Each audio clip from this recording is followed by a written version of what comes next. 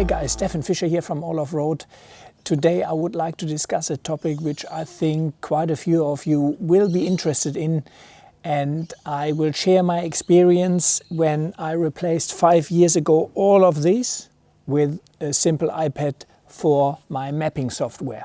So really, over the past 5 years, I don't think I have touched a paper map on any of my trips. I still carry a few paper maps with me, however, I hardly ever use them except for planning before a trip, because it just is nicer to have a big map in front of you, and planning big routes is a bit more difficult on an iPad. I've been asked many times, what is the best mapping software? What can you recommend? And I also see these questions popping up many times on Facebook and on the multiple forums. So finally I sat down and made a review of the 6 best known mapping softwares for iOS. Unfortunately, I only use Apple, I don't use Android, so I can't help you there much. Let me first give you a few of the advantages I think digital maps have over conventional paper maps. Number one, you can carry far more maps with you in one single small device. These here only scratches the surface of the maps I have, and if I would like to carry them all, that would be impossible. So I always have to choose which maps I'm going to take. With an iPad and the mapping software on, I have everything, all of Australia. So if my plans change, if we decide to venture in an area which we initially did not plan, no issue, I always have all my maps with me. The second advantage is that I can update that maps much easier. Obviously a paper map you can't really update, you need to purchase a new one. Digital maps are spill proof if you have your iPad in a waterproof case. And if I travel, I have 2 iPads with me as a backup. I also have my mobile phone which has all the maps on, and both of the iPads are in a water and dust proof case. So the likelihood that I'm going to destroy any of my devices is fairly slim, but I still carry a backup. That to say, a paper map is not indestructible either. Water, it can be blown away by the wind, fire, so there are quite a few things which can destroy your paper maps. So overall, I reckon an iPad in a case is actually safer than just a paper map in regards to damage, spillage and so on. Digital maps are much better in my book because you really can on the fly switch between maps, you can scroll left and right.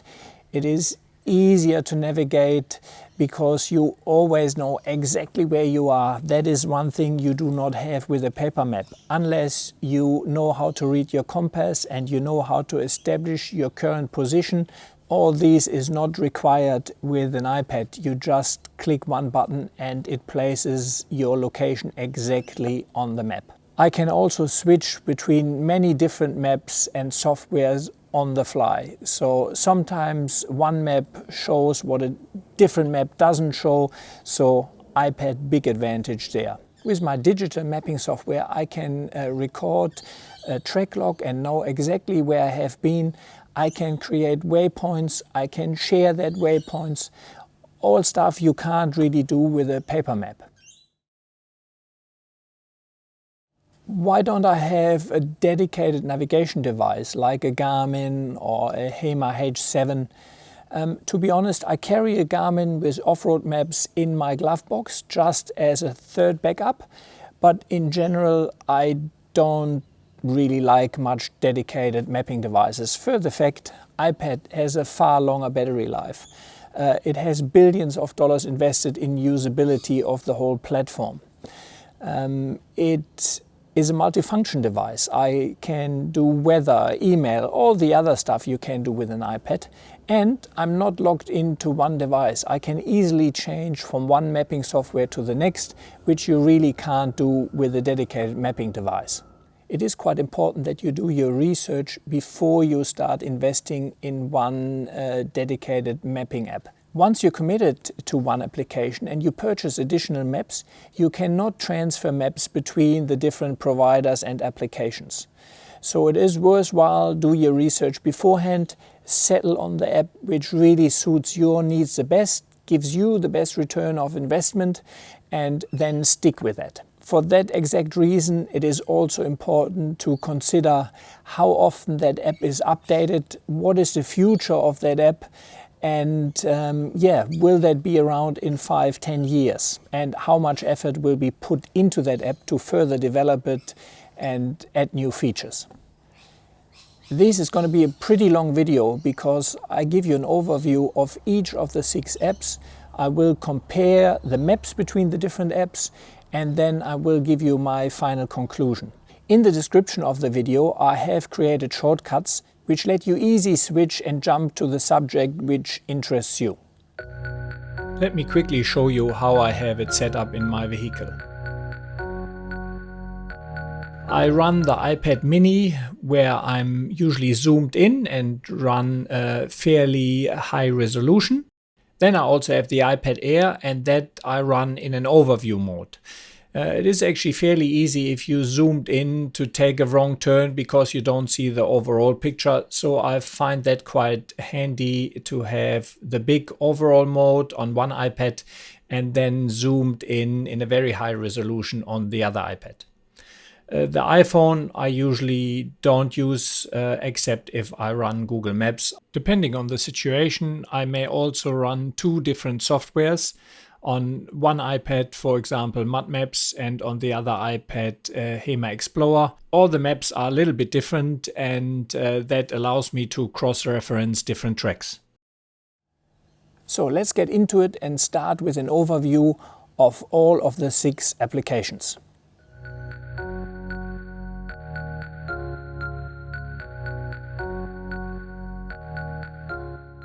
So how to start Hema Map? Find your Hema 4-wheel drive icon, click on it, and you will see the app opening. Here we are currently in Sydney. Let me now explain you a little bit all the 5 icons here and what they do. Here you select your maps, you search for location, you show your own location, you can drop a pin, and you can access the settings and data. Start logging in the right hand corner will start and stop your track log. Let's go through each menu in detail.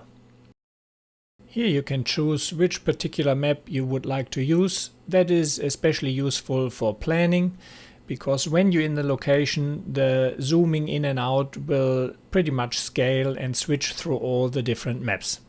So here is Maps Everywhere, and you see all the different maps available. All these maps are already included when you download the app. For example, on my other devices I have the 25,000K Memory Maps New South Wales Topo Maps, but they cost an additional $99 one time upfront. Here you can search for localities and towns, however you cannot search for individual street names like you could in a normal navigation software. To navigate on the app, you can pinch in and out. So this zooms out, this zooms in.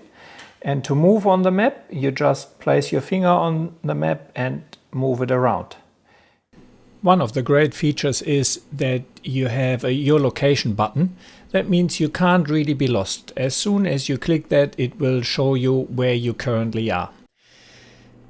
Here you can create a waypoint or a route. In these apps it's actually very easy to move that around. So I just drag the green button around. I have a menu here with further options, so I can create a route and then say here, click on done, and now I have that route. I could now edit the route and name it, change the color, reverse the route. I can add some notes to it, but in this case I can view it. That's quite good. So I go on view and the route shows up, but let me delete that. So that's very intuitive. If I like to create a pin, I just click on this, and here's a pin. And then I can go on edit. And I have a few options here. I can name it, I have the position, I can put a link in. I can also change the icon, which is pretty nice. Unfortunately, I can't really upload my own icon. That would be awesome. I can also change the colors, obviously. So that's quite good. I could also share these and then can choose how to share it.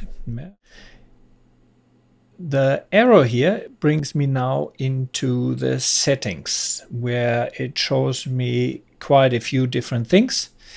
At the moment I'm not moving and I'm inside, so I don't really have a GPS, so that doesn't show up. And now you see your marks, routes and tracks. However, there is no feature to search, there are no filters for time range, so really to find something is very difficult. You can't group, you can't put it into different folders. So that is really the biggest letdown on memory maps and on the Hema 4-wheel drive app. Go on. Here I can start and stop logging. Yeah, so now I stop logging, start logging. It will then breadcrumb track your whole track and movement. Here we have a few more settings. So the units I have chosen as metric, obviously. I can change the position format. I can also change the GPS settings. Compensating with stationary. Average doesn't harm. The vector time scale, averaging time. So record track while in background. That I definitely wanna switch on. That means that even if you close the app, or not close it, but if you do something else or it goes to sleep, you will record your track. Yeah, the thing to consider is that it drains your battery much quicker. So if you have that on, you record a track, you haven't disabled that, the battery will drain within a few hours. So keep that in mind. So if I click on arrange, I can actually change my whole layout here. Yeah, I can change that around. And I can also, if I go on maps, I could now actually enable, for example, any of that features. Say track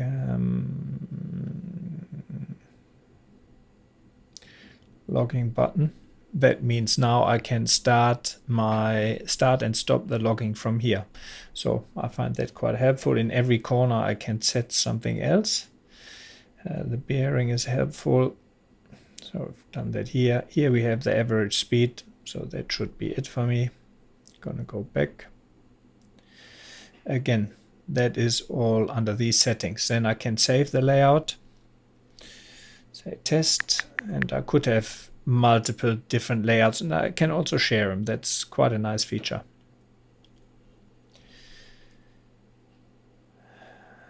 I could also change the rows and the columns here, add a row, remove a row, but yeah, look, I'm quite happy with that as it is, and I can restore the default layout, which is pretty good.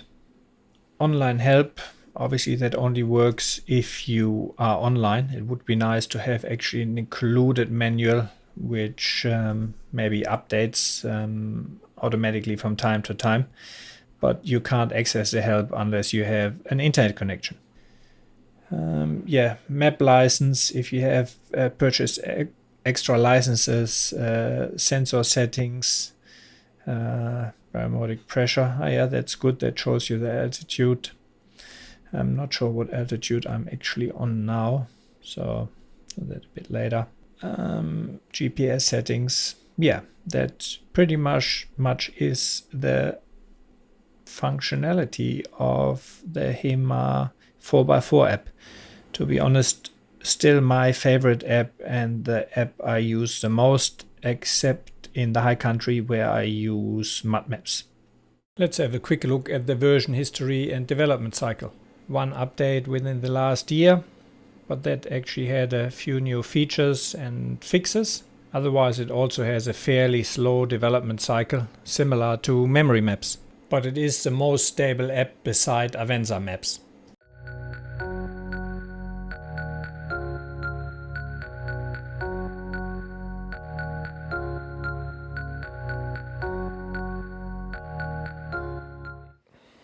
I hope these gave you a pretty good idea of the Hema 4x4 app. Let's now have a look at the Hema Explorer app in direct comparison.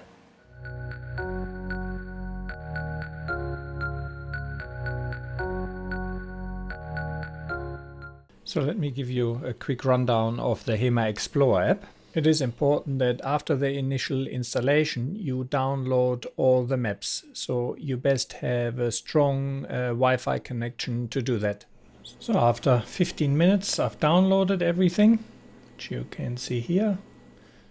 First I'm gonna explain you what all the top menus do. So the first one shows you your map layers. And the idea is that every map which you have on the top part here, you can pretty much zoom in and out and swap between the maps via the pinch zoom. However, in reality, that unfortunately doesn't always work that well and causes quite a few redraws. Also, now that's quite good. If you go too close, everything will disappear. So that really is a long-term bug, I reckon, in the software, because it really shouldn't allow you to zoom further in then. So that's not that good. So, but here pretty much you can also sort the maps, which one you want to have on top. As less maps you have here, as less you can zoom in and out, but you also have less redrawing errors. So now I can't zoom at all. Yeah, okay. Again, it's not always that responsive. Okay, the second tab here is to show your points of interest or not show them. So you can turn them all off. As you see, they disappear here, or turn them all on. The points of interest can be quite helpful because you really have a lot of different options. For example, bush camping, campsites, caravan parks.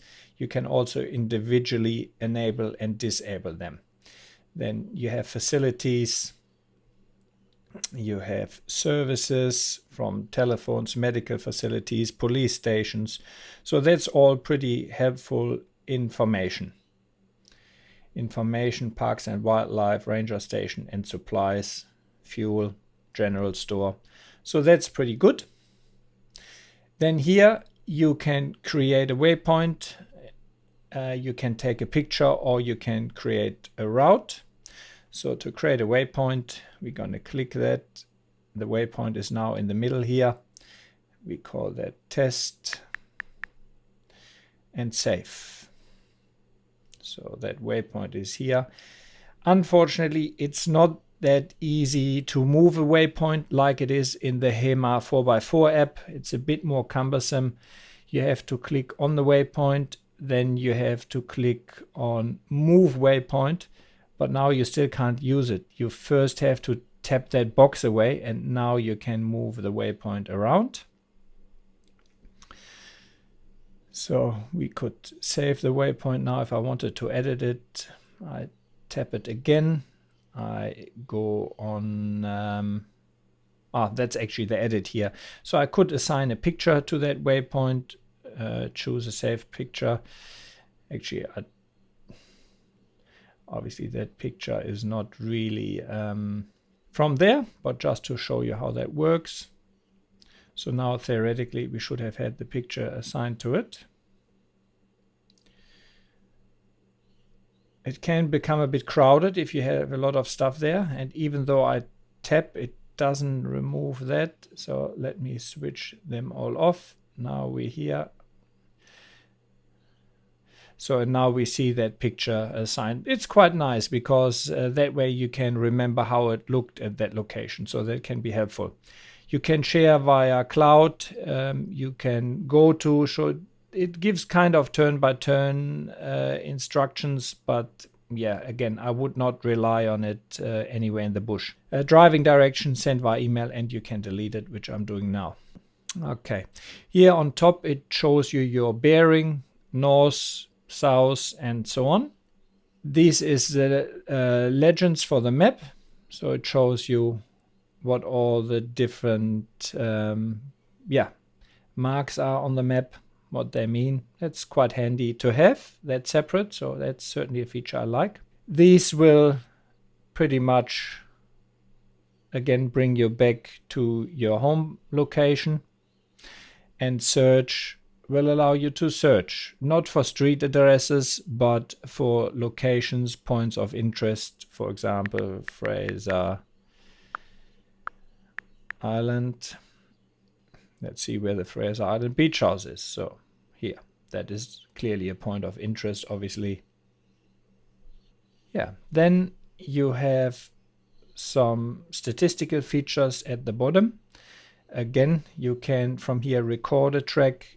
You can press and hold to see the stats you can assign to each of these bottom panels. So from moving time, stop time, pace, altitude, current speed, distance. That's a pretty handy feature to have, and I like that you can choose what you want to show there. And I also like that it can disappear here and only has that small tab, so it doesn't take away from your screen area. On the left hand side, if you click these, you pretty much have a few options. This is everything about your trip. So if I would start record, it would start recording the trip and gives me a lot of telemetry of that trip, which is great. Routing, again, here you can Fraser Island. So you can enable routing, and it shows you then, unfortunately it crashes. So Hema Explorer definitely has more bugs than the Hema 4-wheel drive app. That didn't work too well, the routing. So the next is weather. That doesn't work.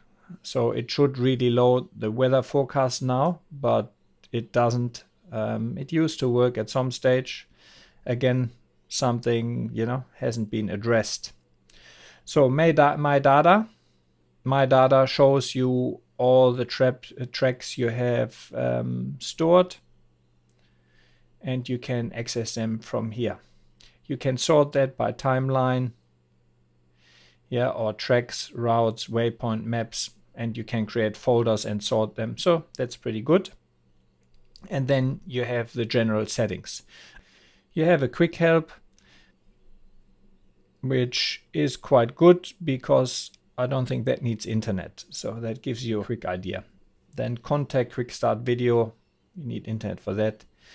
And a few other features here.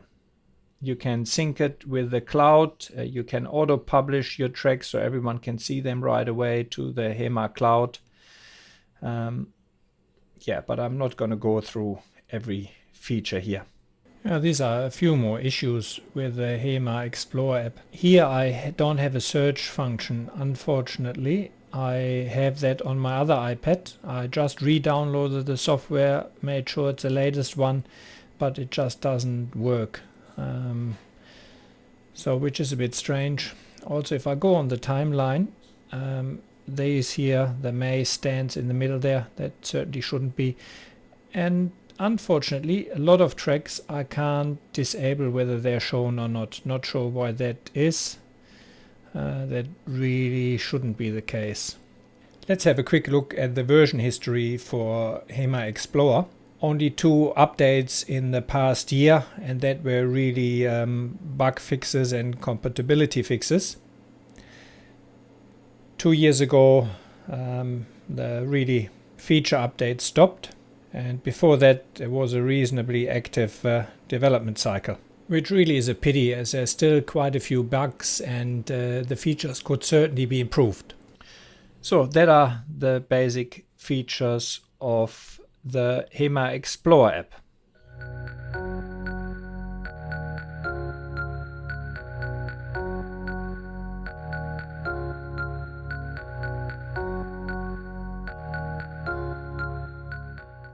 I hope this gave you a pretty good idea of the Hema Explorer app. Let's now have a look at mud maps.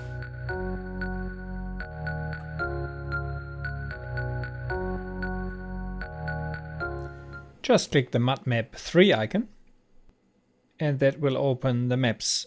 To download all maps for one region, you go on the menu, you click on Maps. You see all the maps which you can still download. If you want to download them all, you just click on top here. That means they're all ticked. Download. It tells me 2.5 gigabyte. So Mud Maps comes with tons of maps and you will need around 20 gigabyte of free space to download all the maps. So make sure you have sufficient space on your device. Let me give you a quick feature overview of Mud Maps 3. At the bottom we have the information mark, which pretty much shows you the legend for the map.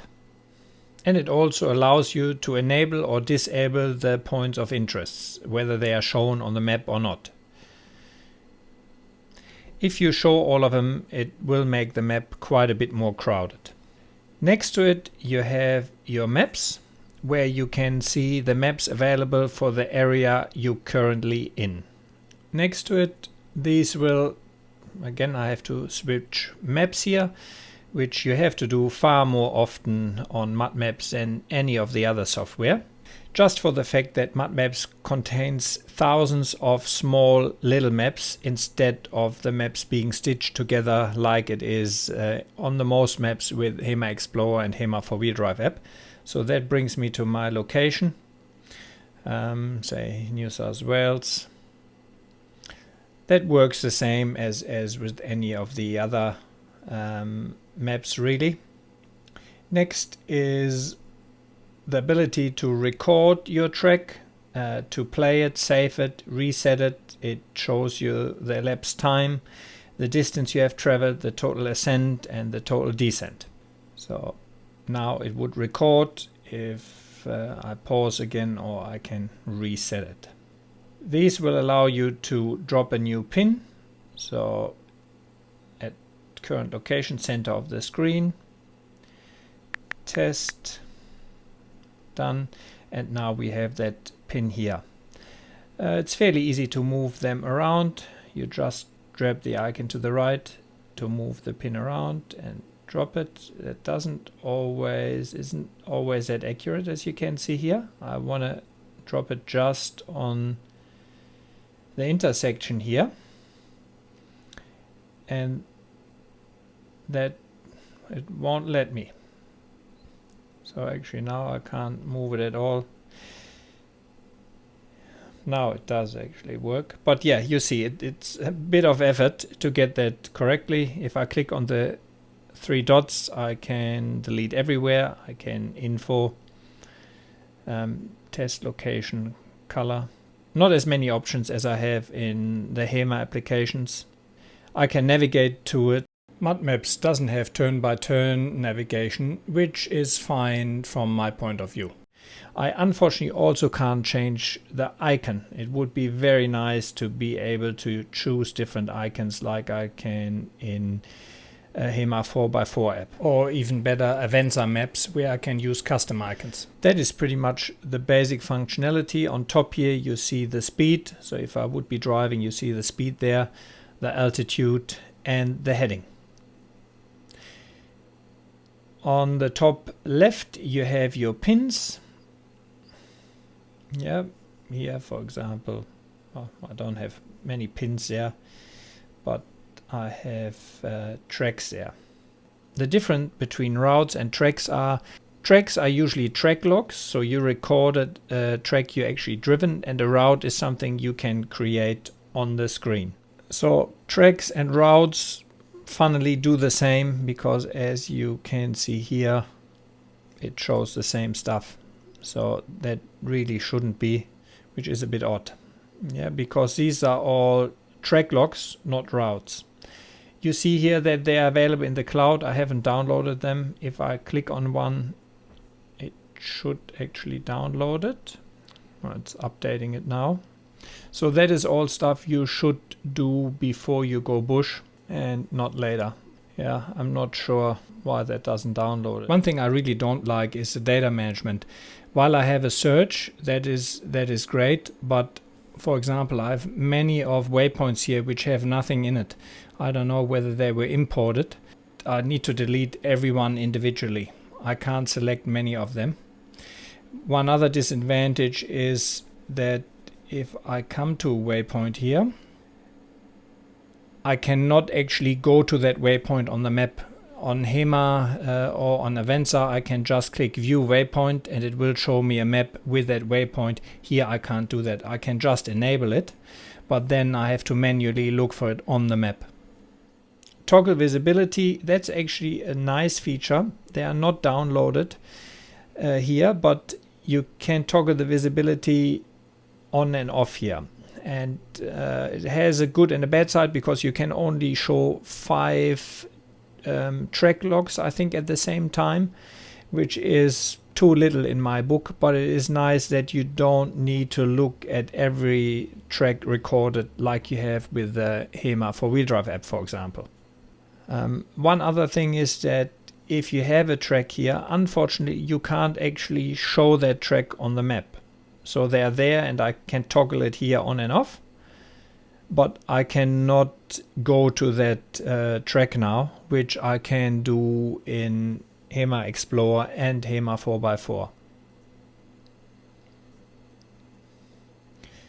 Then here we have the maps. We visited that during the download section, and we have the settings. So metric, coordinate formats, far less option and far less telemetry than the other 2 applications have. Here you have a distant calculator. You need to tap 2 points at the same time. Doesn't always work though. Yeah, it's not really that helpful. Oh, yeah, I'm giving up here. I don't really. Now it worked. So it shows you now the distance between point 1 and point 2. We can then, no, we should be able to delete that again. No, okay, if we click that away, it will disappear. Just have a quick look at the version history here, and you will see that not too much has happened over the past 3 years.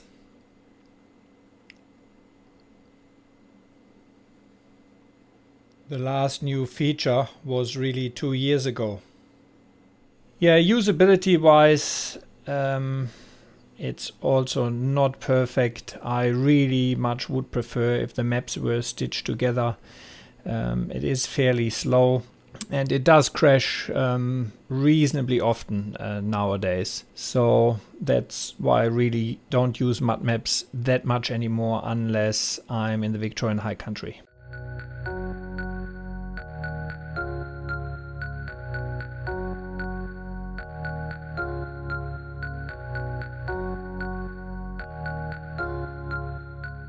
So that was part 1 of my big navigation app for iOS review. We looked into the first 3 apps and I hope it gave you a good overview what these 3 apps are about. In the second episode we will look into Billy Goat, Avenza Map and Memory Maps. So stay tuned. If you haven't subscribed already, please subscribe to my channel so you will get a notification when the next video is released. If you can afford it, guys, and you like what I'm doing here, please consider supporting me on Patreon. For the equivalent of a cup of coffee, say $5 a month, you could really help me make these videos because everything I do is self-funded. There is no big sponsor behind it, there is no monthly income stream. It's really a passion of mine, but it would be great to get a little bit of support to keep that going and do a bit more. Thanks a lot and I hope to see you along the tracks.